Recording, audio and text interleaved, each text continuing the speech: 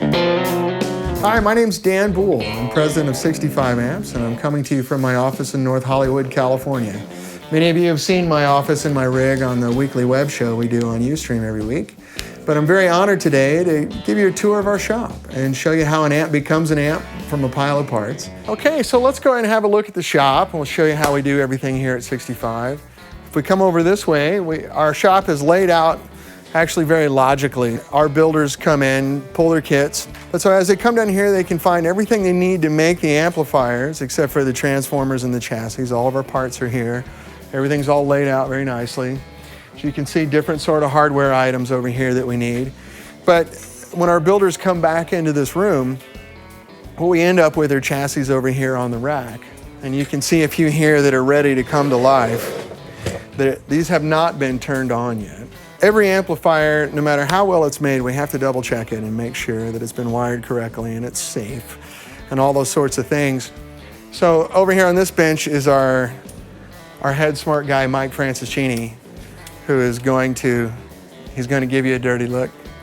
He brings all these amps to life very slowly. We make sure they're safe and we make sure that they're functioning well. So Mike's he's going through a series of voltage checks right now. He's going to make sure that it's working everywhere. As you can see with a couple of scopes and signal generators here, we can make sure that it's functioning correctly technically. After that, we come over here to what I call the rack of death. It's our burn rack, and there's no amps on it right now. I have a computer here that we run signal through this mixer into up to 16 chassis at once.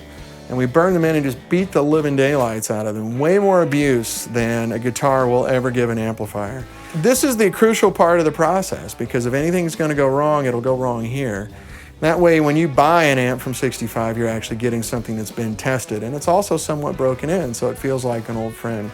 And if you look over this way, this is my sort of library that I've used for years.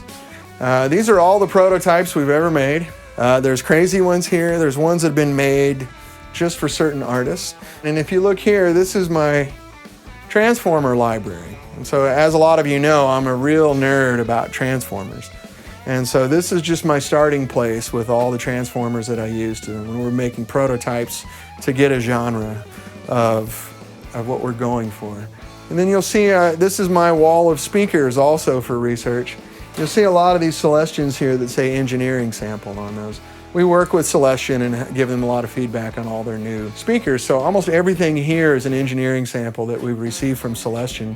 Assuming that the amp survives the rack, then we bring it over here to the other side of the shop where we have a whole different process where we have someone else look at the amp. The idea is to have 3 people look at the amp before it ends up getting shipped to make sure that everything's okay. Because we do offer a lifetime warranty on the amps, and I don't like fixing amps at all.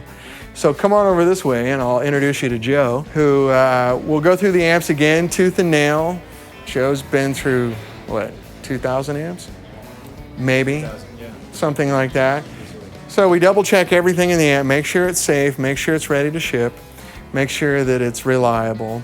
Joe knows everything that can go wrong with the 65, and he's very good at tracking it down and making sure it's perfect. These are handmade amps made by peoples. They do take a little bit of attention to get them perfect.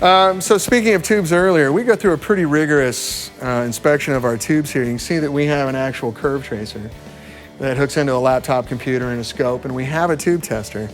The tube testers just test to see if the tube passes electricity.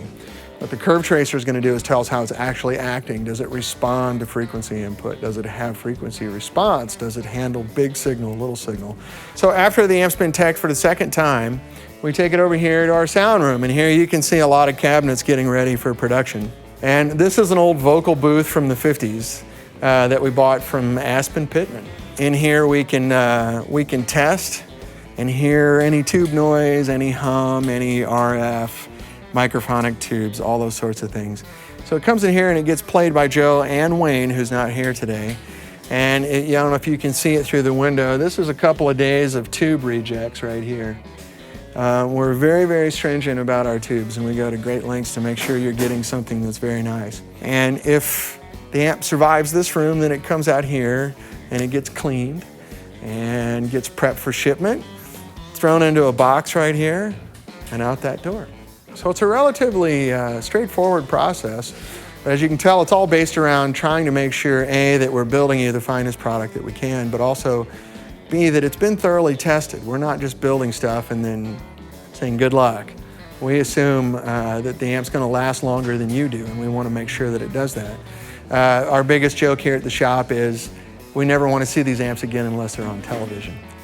So hopefully you can gather from the process here what we're doing and how crazy and neurotic it is, that you're spending your money very well. So I hope you enjoyed your glimpse of the shop, and hopefully we'll see you again very soon. Okay, thanks.